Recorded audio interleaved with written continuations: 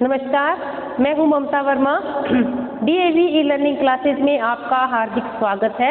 हम अध्ययन कर रहे हैं बीए प्रथम वर्ष के लिए कथा जो घर है हमारी, इसमें एक कहानी है बूढ़ी काकी। तो इससे पहले भी हमने एक दो कहानियां इसके कर चुके हैं। इसके बाद में हम तीसरी कहानी इसकी याद कर रहे हैं। बूढ़ी काकी नाम से एक कहानी है जिसके लेखक हैं प्रेमचंद।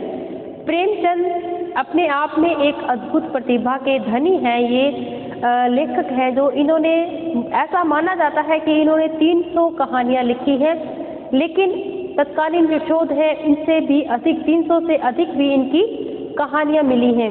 इनकी कहानियां हैं जो कि एक सामाजिक आदर्श प्रस्तुत करती हैं।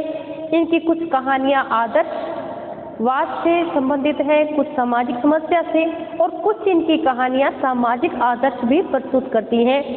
जो इनकी बूढ़ी कहानी जो कहानी है ये हमें सामाजिक समस्या से संबंधित इनकी कहानी है।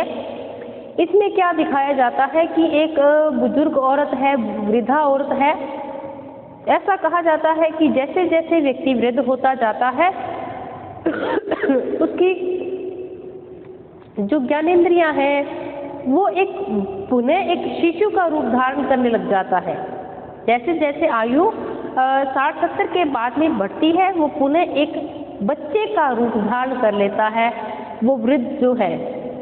तो उसमें यही एक चीज दिखाई गई है कि किस प्रकार से एक बुजुर्ग वृद्धा महिला है, वो एक जितनी भी उसके सुख है, सुख यानी कि उन सुखों से हट जाता है जिसके पीछे मनुष्य दौड़ता है कि उसको क्या कमाना है, क्या इकट्ठा करना है। इन सुखों से वो परे हो जाता है और किस्मत इंद्रियां, स्वाद इंद्रियां पर केंद्रित हो जाती है। यानी कि सब कुछ वही उसको प्रतीत होता है कि उसको खाने का कुछ अच्छा मिल जाए, केवल वही उसे ही प्रतीत होता है। तो यही कहानी का नाम है बूढ़ी काकी, जो कि बेहद ही प्रसिद्ध रही है इनकी ये कहानी। तो इनका कहानी पढ़ने से पहले हम प्रेमचंद जी का जीवन परिचय देख लेते हैं कि इनकी जो विकास यात्रा है इसकी कहानियों के संबंध में वो क्या रही। तो इनका जन्म माना जाता है, जन्म है इनका सन 1880 में इनका जन्म हुआ था, और ये नवाब राय के नाम से पहले लिखते थे, लेकिन उर्दू के बाद में ये हिंदी में आए और इन्होंने प्रेमचंद नाम से लिखना शुरू किया था। इनकी जो आयु है, इनकी आयु या अवस्था इनकी देखें प्रेमचंद जी की, तो इनका जन्म है 1880 में और इनकी जो मृत्यु है वो है 1936 में। यानी कि 56 वर्ष की आयु में इन्होंने बहुत कुछ लिखा, समाज को बहुत कुछ इन्होंने दिया है। बहुत ही साहित्य के क्षेत्र में अद्भुत इनकी देन मानी जाती है। हिंदी गद्य के इतिहास में पारदर्शी, विलक्षण, सृजनात्मकता और सरल सीधी भाषा में अद्वितीय गद्य रचनाकारों में प्रेमचंद का नाम सर्वोपरि है। उन्हें आधुनिक हिंदी कहानी का पितामह कहा जाता है।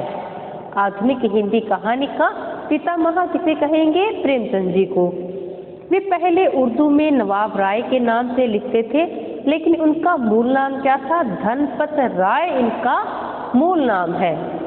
प्रेमचंद जी के ये जब भी इनका बड़ा प्रश्न करें या उसमें एक परिचय की केवल यही बात है कि इनका मूल नाम तो है धनपत राय, लेकिन ये अंग्रेजों के डर से जब उर्दू में लिखते थे तो ये नवाब राय के नाम से लिखते थे, लेकिन बाद में इन्होंने प्रेमचंद के नाम से लिखना शुरू किया था। वे मजदूर फिल्म के कहानी के लेखक भी रहे हैं। एक पुरानी मूवी है इनकी, एक मजदूर, जिनकी कहानी इन्होंने लिखी है। हालांकि इनकी बहुत सी कहानियां और भी हैं जिन पर फिल्माना किया गया है, फिल्म दर्शाई गई है। हिंदी में उन्होंने प्रेमचंद के नाम से लिखा है। अपने साहित्यिक जीवन में उन्होंने कुल 15 उपन्यास लिखे हैं, 300 से अधिक कहानियां लिखी हैं, 3 नाटक लिखे हैं, 10 अनुवाद लिखे हैं और 7 बाल पुस्तकों की रचना इन्होंने की है। कहानी और उपन्यास विधाओं में तो ये सचमुच सम्राट है, ये कहानी सम्राट माने जाते हैं। गोदान, गबन उनकी विश्व प्रसिद्ध रचनाएं हैं। गोदान और गबन बेहद ही प्रसिद्ध ये रचना इनकी रही है।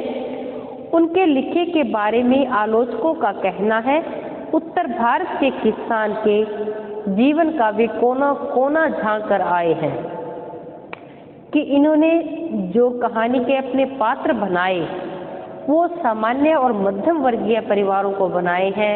सामाजिक समस्याओं को लेकर इन्होंने कहानियां लिखी हैं। फिर इनकी है जो बूढ़ी काकी, जो कहानी है बूढ़ी काकी सामाजिक समस्या पर केंद्रित इनकी चर्चित कहानी है। इसमें क्या है, रोचकता है, जिज्ञासा है, उत्सुकता और करुणा के शिल्प से सजी यह कहानी मनुष्य के स्वार्थी और कृतघ्नता पूर्ण जीवन हमारे सामने रखती है। कहानी में वृद्धों के प्रति मानवीय व्यवहार का रेखांकन किया गया है। वृद्धों की उपेक्षा अनुचित है, यह कहानी संदेश देती है कि एक वृद्धा औरत है वो एक बच्चा बन जाती है, लेकिन जो परिवार है उसका क्या रवैया रहता है इस बूढ़ी काकी के प्रति, कितनी कठोरता उनके हृदय में आ जाती है, कितनी निर्दयता। हालांकि वो समाज में प्रतिष्ठित व्यक्ति होने के बाद भी उनका हृदय इस बात का एक कैसा अनुमान लगाता है कि इसके प्रति इतना कठोर व्यवहार किया जाए। यही इस कहानी की मूल संवेदना है। बूढ़ी काकी जो कहानी है इसमें इनका परिचय मिलता है। बुढ़ापा बहुधा बचपन का पुनरागमन हुआ करता है। बूढ़ी काकी में जिह्वा स्वाद के सिवाय और कोई चेष्टा नहीं रह गई है, न अपने कष्टों की ओर आकर्षित करने का, रोने के अतिरिक्त उसे और कोई सहारा ही है। उसकी समस्त इंद्रियां, नेत्र, हाथ और पैर जवाब दे चुके हैं। पृथ्वी पर पड़ी रहती है। घर वाले कोई बात की इच्छा के प्रतिकूल करते, भोजन का समय टल जाता या परिमाण पूर्ण न होता, अथवा बाजार से कोई वस्तु आती और न मिलती तो वो रोने लग जाती है। बूढ़ी काकी रोती भी कैसे है, धीरे धीरे नहीं बल्कि बच्चों की तरह जोर जोर से चिल्लाकर गला फाड़ कर वो रोती है। उनके जो पति देव हैं बूढ़ी काकी के, उनको स्वर्ग सिधारे बहुत वर्ष हो गए हैं, बहुत साल पहले वो स्वर्ग सिधार गए हैं, लेकिन उनका जो बेटे है वो भी बड़ा होते हुए स्वर्ग सिधार जाता है। फिर उनको उनका भतीजा है वो रखता है और उसने भी क्या किया, बूढ़ी काकी ने अपनी जो सारी संपत्ति, क्योंकि उसका इस दुनिया में और कोई नहीं है, तो अपनी सारी संपत्ति उसने अपने भतीजे के नाम कर दी। जो संपत्ति भतीजे के नाम कर रहे थे तो उसने मतलब बड़े बड़े वादे करता है कि नहीं कि मैं ऐसा ध्यान रखूंगा, खूब लंबे चौड़े वादे किए हैं, किंतु वे वादे केवल कुली डिपो के दलालों के दिखाए हुए सब्जबाग थे। यद्यपि उनकी संपत्ति का वार्षिक आय 150-200 रुपए से कम नहीं थी, तथापि बूढ़ी काकी का पेट भर भोजन भी उसको कठिनाई से मिलता था। हालांकि आमदनी बहुत होती थी उसकी संपत्ति की, लेकिन फिर भी बूढ़ी काकी को भोजन भी बड़ी कठिनाई से मिलता था 2 वक्तों का। इनमें उसके भतीजे पंडित बुद्धिराम का अपराध था या उसकी अर्धांगिनी कौन है, रूपा। उसके भतीजे का नाम तो है बुद्धिराम और उनकी जो पत्नी है आगे भतीजे की जो बहू है उसका नाम है रूपा। इसका निर्णय करना सहज नहीं है। बुद्धिमान है, बुद्धिराम है वो स्वभाव से सज्जन है, किंतु उसी समय जब तक कि उन पर कोई कोष पर आंच ना आए तब तक तो वो सज्जन है, लेकिन जब पैसे की बात आती है तब व्यक्ति का स्वभाव को रखा जाता है। हालांकि जो रूपा है वो स्वभाव से अधिक तीव्र ही सही पर ईश्वर से डरती थी, तेज थी लेकिन भगवान से वो डरने वाली थी। अतः बूढ़ी काकी को उनकी तीव्रता उतनी न खलती थी जितनी बुद्धिराम की बल मनसाहत। बुद्धिराम को भी कभी कभी लगता था कि मैं अपनी बूढ़ी काकी पर जो है थोड़ा अत्याचार कर रहा हूँ, खेद होता था। विचार से कि इस समय जो भी संपत्ति है उसके पास वो भी बूढ़ी काकी की ही देन है, वो इस बात को भली भांति समझते थे। यदि मौखिक आश्वासन और सूखी सहानुभूति से स्थिति में सुधार हो जाए तो उन्हें कोई दिक्कत नहीं थी कि वो समझ सकते थे, लेकिन जब वो खर्चा लगता था बूढ़ी काकी पर तो वो उनको कचोटता था। यहाँ तक कि द्वार पर कोई भला आदमी बैठा होता, कोई आ जाता घर में, जब बूढ़ी काकी अपनी बात कोई बताती कि मैं इस प्रकार से भूखिया रहती हूँ या अपेक्षित रहती हूँ, तो जो बुद्धिराम है उनको गुस्सा आ जाता था, बहुत आग बबूला होते और उनको घसीटते हुए अंदर लाते थे और खूब उनको डांटते, खूब फटकारते थे। लेकिन जो बच्चे थे ये देखते थे कि जब बड़े ही ऐसा व्यवहार कर रहे हैं बूढ़ों के प्रति, तो बच्चों को भी एक खेल मिल जाता कि उनके चुटकी भर के चले जाते, उनको छेड़ते थे, क्योंकि वो बूढ़ी काफी चल नहीं पाती थी। कभी उन पर कोई बच्चा पानी का कुल्ला कर देता तो काफी चीख मार के जोर से रोती थी। किंतु यह बात उनकी प्रसिद्ध नहीं थी कि किस बात से चिल्लाती हैं, लेकिन वो रोती केवल खाने के लिए रोती थी कि उनको खाने के लिए दिया जा रहा है, वो पर्याप्त नहीं है। जिस प्रकार से एक बच्चा करता है बिल्कुल वही बात उन्हें दिखाई देती थी। अतः उनके संताप और आर्तनाद पर कोई ध्यान नहीं देता। काकी क्रोधातुर होकर बच्चों को गालियां देने लगती तो रूपा वहां आ जाती और इसके भय से काकी की जो जीवा है कृपाण कदाचित ही प्रयोग करती थी। बूढ़ी काकी को डर लगता जब रूपा आ जाती उनकी बहू थी जो। फिर संपूर्ण परिवार में यदि काकी को किसी से अनुराग था, यानी वो किसी से मोह करती थी, तो बुद्धिराम की छोटी बेटी थी उसी से ही उसको अनुराग था। छोटी लड़की थी, लाडली थी। लाडली अपने दोनों भाइयों के भय से अपने हिस्से का जो भी मिठाई होती थी, चना चबेना होती थी, वो बूढ़ी काकी को लाकर दे दिया करती थी। हालांकि काकी की शरण लोलुपता इस कारण बहुत बार महंगी पड़ती थी, तथापि भाइयों के अन्याय से कहीं सुलभ थी। फिर एक बार क्या हुआ कि रात का समय था, बुद्धिराम के घर द्वार पर कोई शहनाई बज रही थी। शाम का समय था, शहनाई बोल रही थी। गांव के बच्चे सारे झुंड में इकट्ठे होकर नेत्रों से गाने का रसास्वादन कर रहा था। चारपाई पर मेहमान विश्राम कर रहे थे और बहुत से लोग घर में इकट्ठे हुए थे बुद्धिराम के घर में। और समीप ही खड़ा हुआ भाट विरुदावली गा रहा था। कुछ भावज्ञ मेहमानों की वाह वाह पर ऐसा खुश हो रहा था। इस वाह वाह का यथार्थ में वही अधिकारी है। दो एक अंग्रेजी पढ़े हुए नवयुवक इन व्यवहारों से उदासीन थे। वे इन गंवार मंडली में बोलना अथवा सम्मिलित होना अपनी प्रतिष्ठा के प्रतिकूल समझते थे। तो आज क्या था, उस दिन क्या था कि बुद्धिराम का जो बड़ा बेटा है मुखराम, उसका तिलक आया है, उसका तिलक करने आए हैं और यही उत्सव है। घर में स्त्रियां गा रही थी, बहुत से मेहमान आए हुए हैं और जो रूपा है बुद्धिराम की जो पत्नी है वो मेहमानों को भोजन करवाने में व्यस्त थी। भट्टियों पर बड़े बड़े कढ़ा चढ़े हुए हैं और कहाँ ये पुड़ियाँ कचौड़ियाँ निकल रही हैं, कहीं दूसरे और पकवान बन रहे थे और बहुत सी अच्छी अच्छी तरकारियाँ सब्जियाँ बन रही थी। जो उसकी खुशबू थी, सुगंध थी, वो बूढ़ी काकी तक जा रही थी। लेकिन बूढ़ी काकी को ये नहीं मालूम कि आज क्या है। बूढ़ी काकी अपनी कोठरी में शोक में विचार की भांति बैठी हुई है। यह स्वाद मिश्रित सुगंधी उन्हें बेचैन कर रहा था कि ना जाने क्या बन रहा है, कितना बन गया, सभी ने खा लिया होगा, मैं रही होगी। इस प्रकार से विचार उनके मन में चल रहा है। फिर उसको लगता है कि बूढ़ी काकी को कि सभी ने भोजन कर लिया है और मुझे हो सकता है भूल गए हों, कोई भोजन लेकर नहीं आया, तो हो सकता है मेरे लिए न बचा हो। यह सोचकर उनको रोना आया बूढ़ी काकी को। लेकिन वह डर से कि बाहर इतने गेस्ट बैठे हैं, इतने मेहमान बैठे हैं, वो रो नहीं पाती है। फिर उसको सुगंध आती है बार बार अपनी कोठरी में बैठे हुए, तो वो कहती है आहा कैसी सुगंधी है। फिर उसको लगता है कि मुझे कौन पूछता है, जब रोटियों के ही लाले पड़े हैं, ऐसे भाग्य में मेरे कहाँ है कि मुझे भर पेट ये पूड़ियाँ भी मिलेंगी। इस विचार से उन्हें फिर रोना आ गया। कलेजे में भूख सी उठती है कि मुझे कुछ खाने को नहीं दिया अभी तक। फिर उसको डर लगता है कि रूपा जो उनकी बहू है वो मुझे डांटेगी, तो इस कारण से वो चुपचाप बैठी रहती है।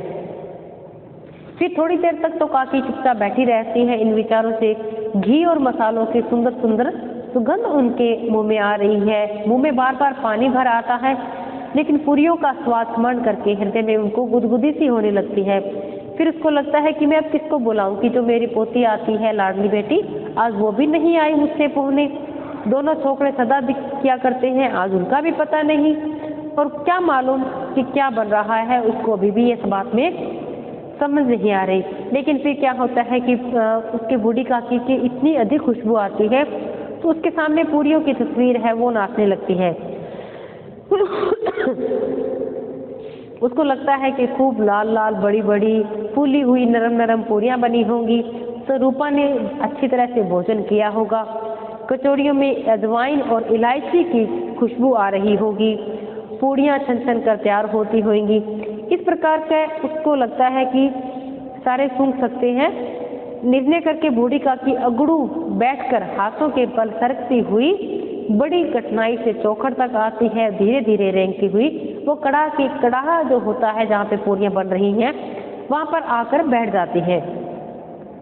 यहाँ आने पर उनको इतना धीरज हुआ कि सारे जितने भूखे कुत्ते के खाने वाले समुख बैठने में होता है कि यहाँ अभी किसी ने खाना खाया ही नहीं था, तो रूपा जो उनके बुद्धिराम की पत्नी है उन पर तो बहुत अधिक काम का एक कार्यभार उन पर पड़ा हुआ है। तो कभी इस कमरे में जाती हैं, कभी दौड़ के उस कमरे में जाती हैं, कभी कढ़ा के पास आती हैं तो कभी भंडार के पास जाती हैं, कभी बाहर से आवाज़ लगाती है कि महाराज ने ठंडाई मंगाई है, कभी भात आया है, कभी कहता है कि भोजन अभी तैयार होने में कितनी देर लगेगी। बेचारी अकेली स्त्री दौड़ती भागती हुई थक जाती है, व्याकुल हो रही है, झुंझलाती है, कुटती है, लेकिन किसी को भी कुछ कह नहीं पाती है। प्यास से स्वयं के कंठ सूख रहे हैं, लेकिन फिर भी उनको पानी पीने का भी समय नहीं है। तो कहीं पड़ोस ने कुछ कह ना दे कि इनके घर में इतने गेस्ट मेहमान आए हैं, और ये रूपा को गुस्सा आता है, इस कारण से वो चुप रहती हैं।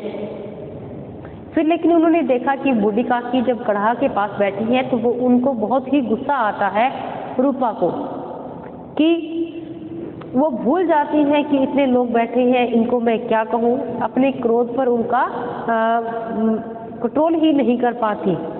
गर्मी के मारे बूढ़ी का क्रोध न रुक सका, इतना भी ध्यान न रहा कि पड़ोसी में बैठी हैं क्या कहेंगी, पुरुषों में लोग सुनेंगे तो क्या कहेंगे। जिस प्रकार मेंढक केंचुआ पर झपटता है उसी प्रकार बूढ़ी काकी पर झपटी और दोनों हाथों से झटक कर बोली, ऐसे पेट में आग लगे, पेट है या भाड़ है। कोठरी में बैठते हुए क्या दम घुटा था, अभी मेहमानों ने नहीं खाया, भगवान का भोग नहीं लगा, तब तक धैर्य न हो सका, आकर छाती पर सवार हो गई। जल जाए ऐसी जीभ, दिन भर खाती न होती तो न जाने किसकी हांडी में मुंह डालती। गांव देखेगा तो कहेगा कि बुढ़िया भरपेट खाने को नहीं पाती, तभी तो इस तरह मुंह बाए फिरती रहती है। दायन न मेरे माचा छोड़े, दायन मरे न मेरा माचा छोड़े। नाम बेचने पर लगी है, नाक कटवा कर दम लेगी, इतना ठूसती है न जाने कहाँ जाता है। भला चाहती है तो जाकर कोठरी में जाकर बैठ जाओ, जब लोग खाने लगेंगे तभी तुम्हें खाने को मिलेगा। तुम कोई ऐसी देवी नहीं हो जो किसी के मुंह में पानी आ जाए, तुम्हारी पूजा पहले से ही की जाए। तो बूढ़ी काकी ने देखा, न रोई न बोली, चुपचाप वो अपनी रेंगती हुई अपनी कोठरी में वापस चली जाती है। जब उनकी बेटे की जो भतीजे की बहू है वो डांटती है उसको, वो डरती हुई वापस कोठरी में चल जाती है। तो बहुत ही एक अपने आप को तिरस्कृत महसूस करती हैं ये। भोजन तैयार हो जाता है, सारे गांव आंगन में पत्रें बिछ जाती हैं, मेहमान खाना खाने लग जाते हैं, स्त्रियां जेवनार गीत गाना प्रारंभ करती हैं।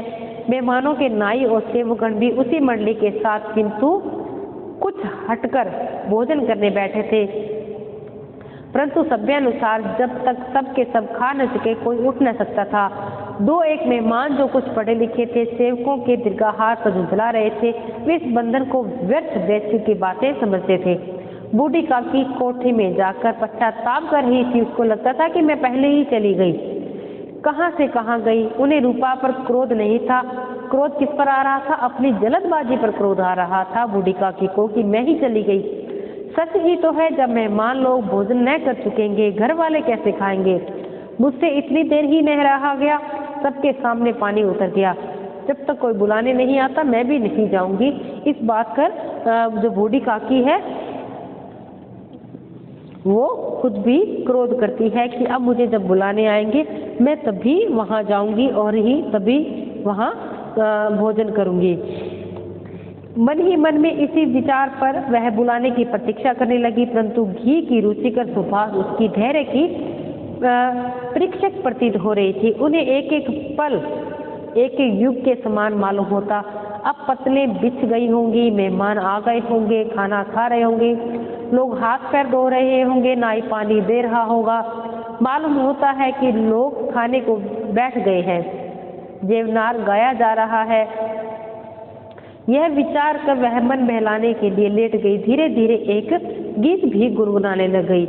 उन्हें मालूम होता है कि मुझे गाते देर हो गई। क्या इतनी देर तक लोग भोजन करेंगे? क्या उनको ऐसा लगता है कि सभी लोगों ने भोजन कर लिया होगा, अब मुझे भी यहाँ पर भोजन परोसेंगे? तो मुझे कोई बुलाने नहीं आया। रूपा चिढ़ गई क्या? उसने मुझे बुलाने, उसको लगता है कि कहीं रूपा मुझसे चिढ़ने गई हो। फिर वो सोचती है कि मैं भी तब तक नहीं जाऊंगी जब तक मुझे कोई बुलाने नहीं आएगा। बूढ़ी काकी फिर चलने को तैयार होती है कि कहीं मुझे भूल ना जाए। फिर उसको विश्वास है कि 1 मिनट में पूड़ियाँ और मसालेदार तरकारियाँ सामने आएंगे। उनकी स्वाद इंद्रियों को गुदगुदाने लगी। मन ही मन मंसूबे बांधे और तरकारियों की पूड़ियाँ खाऊंगी, दही से, फिर शक्कर से, कचौरियाँ रायते के साथ मज़ेदार मालूम होंगी। चाहे कोई बुरा माने या भला माने, मैं तो मांग मांग कर खाऊंगी।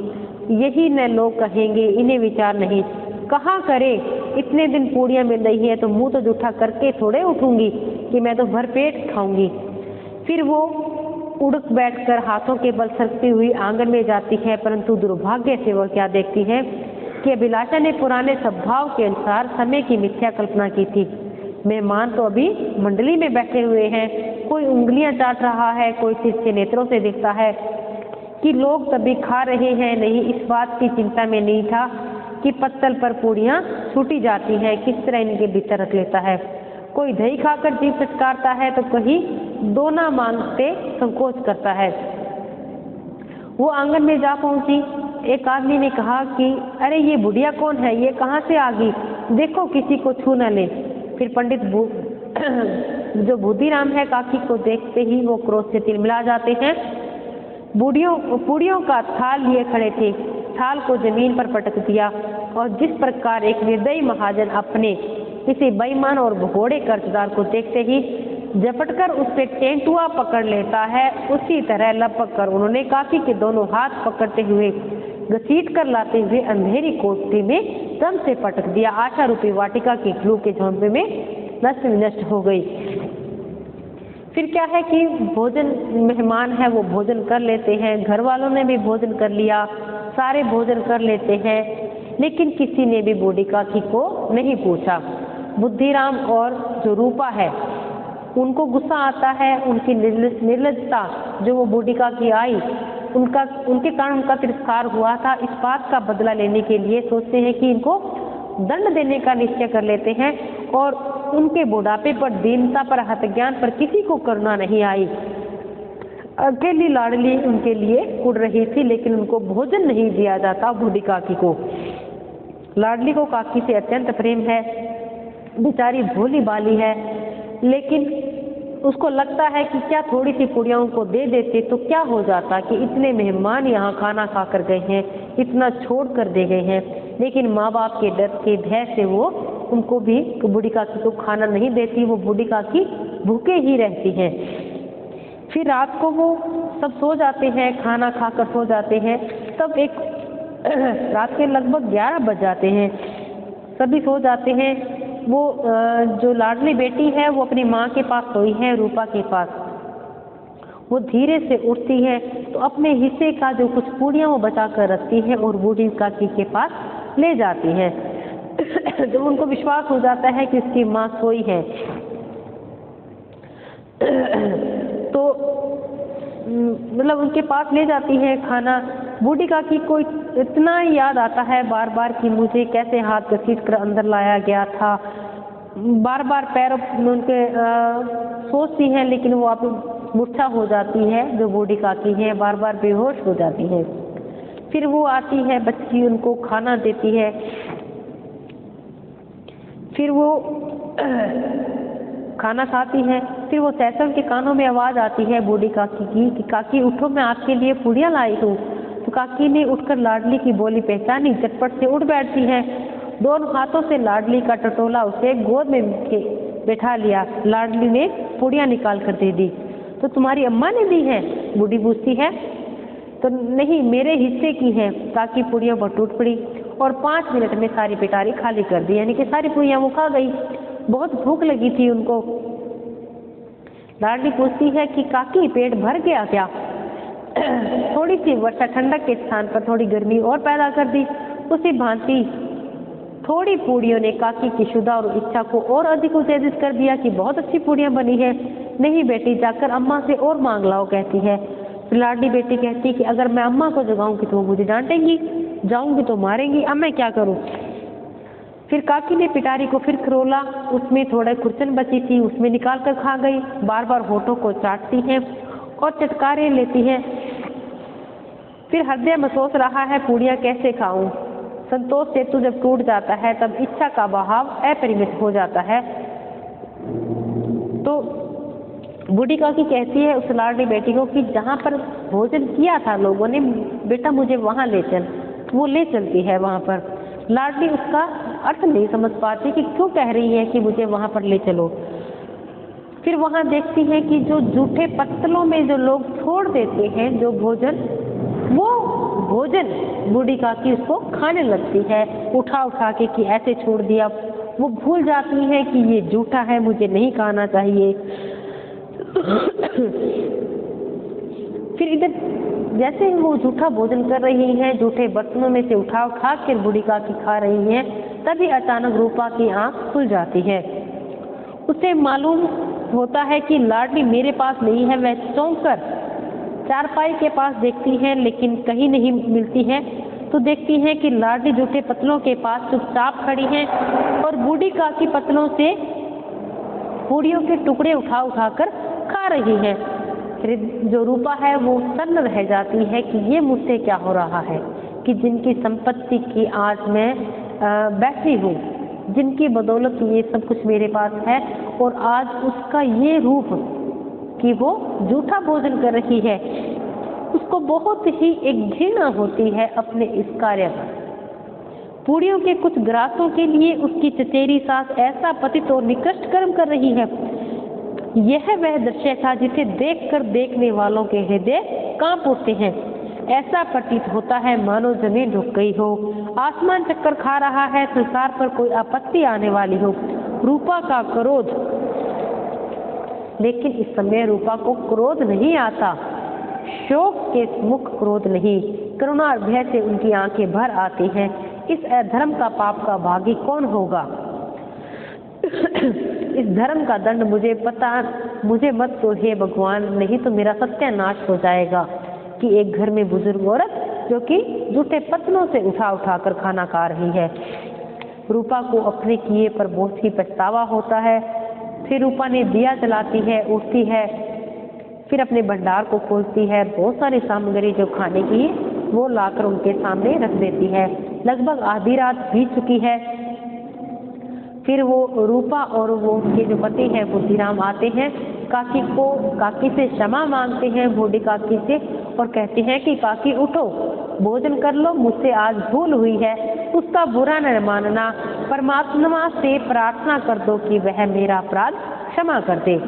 भोले भाले बच्चों की भांति जो मिठाइयाँ पाकर मार और तिरस्कार सब भूल जाती हैं बूढ़ी काकी, वैसे ही सब भुलाकर खाना खाने बैठ जाती हैं। उनके एक एक रोए से सच्ची सच्ची छाएं निकल रही हैं। रूपा बैठी इस स्वर्गीय दृश्य का आनंद लेने में निगमन है। कैसे दिखाया गया है कि कैसे एक व्यक्ति अपराध करता है, कैसे निर्दय की भावना उनमें आ जाती है और कैसे वो फिर ईश्वर से पश्चाताप करता है। इनकी कहानियों की यही विशेषता है। ये इनकी आदर्शवादी कहानियां हैं जो एक अच्छे मोड़ की ओर हमें दिखाती हैं। मुझे आशा है कि ये कहानी आपको अच्छी लगी होगी। बूढ़ी काकी प्रेमचंद की कहानी है। तो आज के लिए इतना, मिलते हैं अगली क्लास में नई कहानी के साथ। तब तक के लिए धन्यवाद।